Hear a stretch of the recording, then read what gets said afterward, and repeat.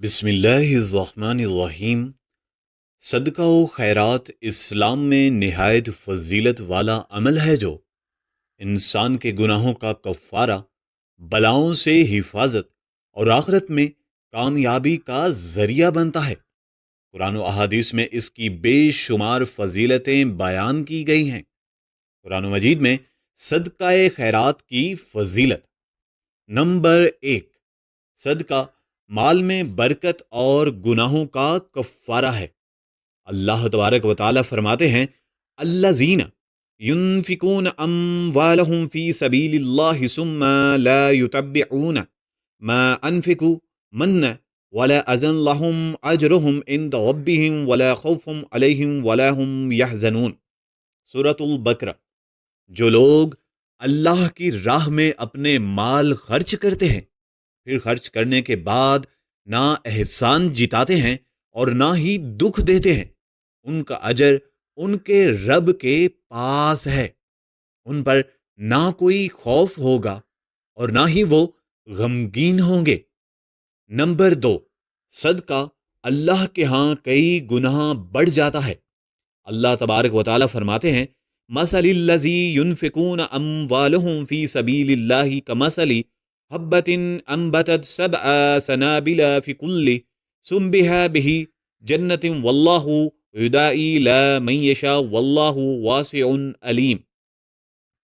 جو لوگ اپنا مال اللہ کے راستے میں خرچ کرتے ہیں، ان کی مثال اس دانے کی سی ہے جو 7 بالیاں اگائے اور ہر بالی میں 100 دانے ہوں، اور اللہ جس کے لیے چاہے اضافہ کر دیتا ہے، اور اللہ بڑی وسعت والا سب کچھ جاننے والا ہے۔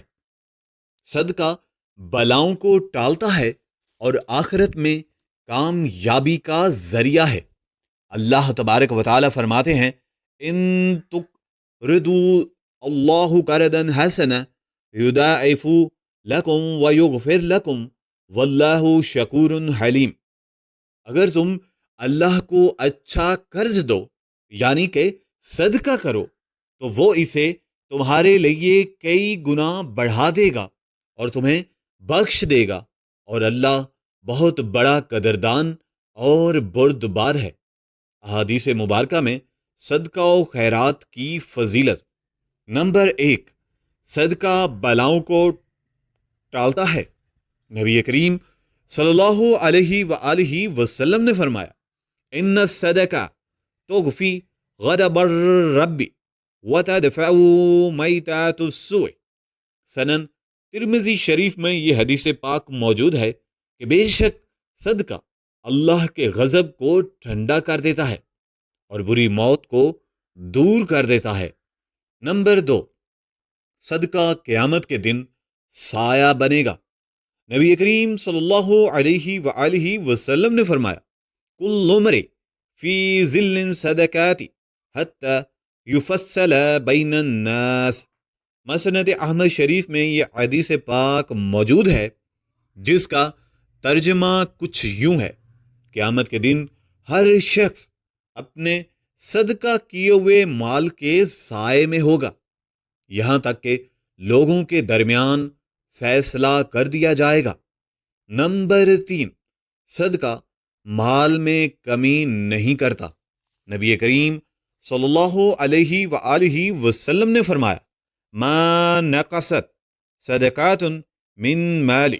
صحیح مسلم شریف میں یہ حدیث پاک موجود ہے جس کا ترجمہ کچھ یوں ہے، صدقہ دینے سے مال میں کمی نہیں ہوتی، البتہ اس میں اللہ تبارک و تعالی برکت ضرور ڈال دیتے ہیں۔ نمبر 4، سب سے بہترین صدقہ کون سا ہے؟ نبی کریم صلی اللہ علیہ وآلہ وسلم سے پوچھا گیا، ای الصدقہ افضل، کون سا صدقہ سب سے افضل ہے؟ تو آقا کرام صلی اللہ علیہ وآلہ وسلم نے فرمایا، ان تصدق وانت صحیح شحیح تغشى الفقراء وتعمل غنی۔ صحیح بخاری شریف میں یہ حدیث پاک موجود ہے، وہ صدقہ جو تم اس وقت کرو جب تم صحت مند اور حریص ہو، فقر کا ڈر ہو اور مال کی خواہش بھی ہو۔ صدقہ و خیرات ایک عظیم نیکی ہے جو دنیا اور آخرت میں کامیابی کا ذریعہ ہے۔ یہ نہ صرف مال میں برکت کا باعث ہے بلکہ مصیبتوں کو بھی دور کرتا ہے۔ قیامت کے دن سایہ فراہم کرے گا اور اللہ کی رضا کا ذریعہ ہے۔ ہمیں چاہیے کہ خالص نیت کے ساتھ اللہ کی راہ میں صدقہ و خیرات کریں تاکہ دنیا و آخرت میں کامیابی حاصل ہو جائے۔ قرآن میں زکوٰۃ کا ذکر۔ قرآن مجید میں زکوٰۃ فرض ہونے کا حکم اللہ تبارک و تعالیٰ فرماتے ہیں وَأَقِیمُوا الصَّلَاةَ وَآتُوا الزَّکَاةَ وَارْکَعُوا مَعَ الرَّاکعِینَ۔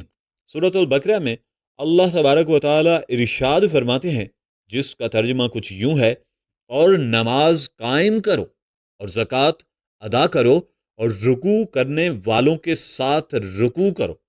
اس آیت مبارکہ میں زکوٰۃ کی فرضیت عبادات میں شامل کیا گیا ہے، جس کا مطلب یہ ہے کہ ہر صاحب نصاب مسلمان پر لازم ہے۔ نمبر 2، زکوٰۃ کے مصارف یعنی کہ مستحقین۔ انما الصدقات للفقراء والمساکین والعاملین علیہا مؤلفات قلوبہم فی الرکاب والغامرین فی سبیل اللہ وابن السبیل فریضۃ من اللہ واللہ علیم حکیم۔ زکوٰۃ تو صرف فقیروں، مسکینوں، زکوٰۃ کے کام پر مقرر لوگوں جن کی دلجوئی مقصود ہو، گردنوں کے چھڑانے، قرض داروں کی مدد کرنے، اللہ کی راہ میں اور مسافروں پر خرچ کرنے کے لیے ہے۔ یہ اللہ کی طرف سے فرض کیا گیا ہے اور اللہ خوب جاننے والا اور حکمت والا ہے۔ یہ آیت مبارکہ بتاتی ہے کہ زکوٰۃ کے 8 مصارف ہیں اور ان لوگوں کو زکوٰۃ دی جانی چاہیے۔ احادیث مبارکہ میں رمضان میں زکوٰۃ کی فضیلت، رمضان المبارک میں زکوٰۃ اور صدقہ دینے کی فضیلت، نبی کریم صلی اللہ علیہ وآلہ وسلم نے ارشاد فرمایا افضل الصدقات صدقۃ فی رمضان۔ سنن ترمذی شریف میں یہ حدیث پاک موجود ہے، جس کا ترجمہ کچھ یوں ہے کہ سب سے بہترین صدقہ رمضان کے مہینے میں دیا جانے والا صدقہ ہے۔ یہ حدیث مبارکہ بتاتی ہے کہ رمضان المبارک میں زکوٰۃ اور صدقہ دینے کا ثواب عام دنوں سے کئی گنا زیادہ ہوتا ہے۔ نبی کریم صلی اللہ علیہ وآلہ وسلم رمضان میں سب سے زیادہ سخی ہوتے۔ ابن عباس رضی اللہ تعالی عنہ فرماتے ہیں کان رسول اللہ اجود الناس وکان اجود ما یکون فی رمضان ہی یلکہ لی جبریل جی۔ صحیح بخاری شریف کی یہ حدیث مبارکہ ہے، جس کا ترجمہ یہ ہے رسول اللہ صلی اللہ علیہ وآلہ وسلم سب سے زیادہ سخی تھے، اور رمضان کے مہینے میں جب جبرائیل علیہ السلام آپ سے ملاقات کرتے تو آپ صلی اللہ علیہ وآلہ وسلم کی سخاوت تیز چلنے والی ہوا کی مانند ہوتی۔ اس حدیث سے ثابت ہوتا ہے کہ رمضان میں صدقہ و زکوٰۃ دینا زیادہ اجر کا باعث بنتا ہے۔ صدقہ فطر کا رمضان المبارک میں خاص حکم۔ نبی کریم صلی اللہ علیہ وآلہ وسلم نے فرمایا فرض رسول اللہ صلی اللہ علیہ وآلہ وسلم زکوٰۃ الفطر طہارۃ للصائم من اللغو والرفث وظلمات للمساکین۔ سنن ابی داؤد شریف کی یہ حدیث مبارکہ ہے کہ رسول اللہ صلی اللہ علیہ وآلہ وسلم نے صدقہ فطر کو واجب قرار دیا تاکہ روزہ دار کی لغو اور فضول باتوں سے پاکی ہو جائے اور مسکینوں کے لیے کھانے کا انتظام ہو سکے۔ یہ حدیث مبارکہ بتاتی ہے کہ رمضان کے اختتام پر صدقہ فطر دینا لازم ہے تاکہ روزے کا ثواب مکمل ہو جائے۔ قرآن و حدیث میں زکوٰۃ کی فرضیت اور رمضان المبارک میں اس کی ادائیگی کی فضیلت واضح طور پر بیان کی گئی ہے۔ رمضان میں زکوٰۃ دینا زیادہ اجر و ثواب کا باعث بنتا ہے۔ نبی کریم صلی اللہ علیہ وآلہ وسلم خود اس مہینے میں سب سے زیادہ صدقہ و خیرات کرتے تھے، لیکن ہمیں بھی رمضان المبارک میں زکوٰۃ اور صدقہ زیادہ سے زیادہ ادا کرنا چاہیے تاکہ اللہ کی رضا حاصل ہو اور محتاجوں کی مدد ہو سکے۔ قرآن مجید میں زکوٰۃ کے نصاب کا ذکر، زکوٰۃ فرض ہونے کا عمومی حکم، اللہ تبارک و تعالی فرماتے ہیں کہ وَأَقِیمُوا الصَّلَاةَ وَآتُوا الزَّکَاةَ، سورۃ البقرہ میں ارشاد باری تعالی ہے، اور نماز قائم کرو اور زکوٰۃ ادا کرو۔ اس آیت مبارکہ سے واضح ہوتا ہے کہ زکوٰۃ کی ادائیگی ہر صاحب نصاب پر فرض ہے اور اسے باقاعدگی سے ادا کرنا چاہیے۔ نمبر 2، زکوٰۃ کن لوگوں پر یعنی زکوٰۃ کن لوگوں کو دی جانی چاہیے، اس کا پیمانہ بھی اللہ تبارک و تعالی نے قرآن مجید فرقان حمید سورہ توبہ میں بیان کر دیا ہے۔ یہ آیت مبارکہ آپ کے سامنے پیش کی گئی ہے، جس کا ترجمہ کچھ یوں ہے: زکوٰۃ تو صرف فقیروں، مسکینوں، زکوٰۃ کے کام پر مقرر لوگوں، جن کی دلجوئی مقصود ہو، گردنوں کو چھڑانے، قرض داروں کی مدد کرنے، اللہ کی راہ میں اور مسافروں پر خرچ کرنے کے لیے ہے۔ یہ اللہ کی طرف سے فرض کیا گیا ہے۔ اس آیت میں زکوٰۃ کے 8 مصارف بیان کیے گئے ہیں جن میں زکوٰۃ خرچ کی جاتی ہے۔ حدیث پاک میں زکوٰۃ کے نصاب اور مقدار کا تعین، زکوٰۃ کا نصاب کتنے مال پر زکوٰۃ فرض ہے۔ نمبر 1، سونا۔ نبی کریم آقا دو عالم حضرت محمد مصطفیٰ صلی اللہ علیہ وآلہ وسلم نے ارشاد فرمایا، صحیح مسلم شریف کی یہ حدیث پاک ہے کہ جس کا ترجمہ کچھ یوں ہے: 5 اوقیہ یعنی 87.5 گرام سے کم سونے میں زکوٰۃ نہیں ہے۔ یعنی اگر کسی کے پاس 87.5 گرام یا اس سے زیادہ سونا ہو اور وہ 1 سال تک محفوظ رہے تو اس پر زکوٰۃ واجب ہے۔ نمبر 2، چاندی۔ نبی کریم صلی اللہ علیہ وآلہ وسلم نے ارشاد فرمایا، یہ صحیح مسلم کی حدیث مبارکہ ہے کہ جس کا ترجمہ کچھ یوں ہے: 5 اوقیہ۔ اوقیہ ایک وزن کا پیمانہ ہے۔ 612.36 گرام چاندی سے کم میں زکوٰۃ نہیں ہے۔ یعنی اگر کسی کے پاس 612.36 گرام یا اس سے زیادہ چاندی ہو تو اس پر زکوٰۃ فرض ہوگی۔ نمبر 3، نقدی اور تجارتی مال۔ نقدی اور تجارتی مال کا حساب چاندی کے نصاب کے مطابق کیا جاتا ہے۔ اگر کسی کے پاس اتنی رقم ہو کہ جو 612.36 گرام چاندی کے برابر ہو تو اس پر بھی زکوٰۃ فرض ہوگی۔ زکوٰۃ کی مقدار کتنی دینی چاہیے؟ نمبر 1، سونا، چاندی، نقدی اور تجارتی مال پر زکوٰۃ۔ آقا دو عالم حضرت محمد مصطفیٰ نبی کریم صلی اللہ علیہ وآلہ وسلم نے ارشاد فرمایا، صحیح بخاری شریف کی یہ حدیث مبارکہ ہے کہ جس کا ترجمہ کچھ یوں ہے: اور ان کے مال سے زکوٰۃ لو تاکہ تم انہیں پاک کر دو اور ان کا تزکیہ کر دو۔ اس حدیث کی روشنی میں زکوٰۃ کی شرح 2.5% مقرر کی گئی۔ مثال کے طور پر اگر کسی کے پاس 1,00,000 روپے ہیں تو زکوٰۃ 2,500 روپے ہوگی۔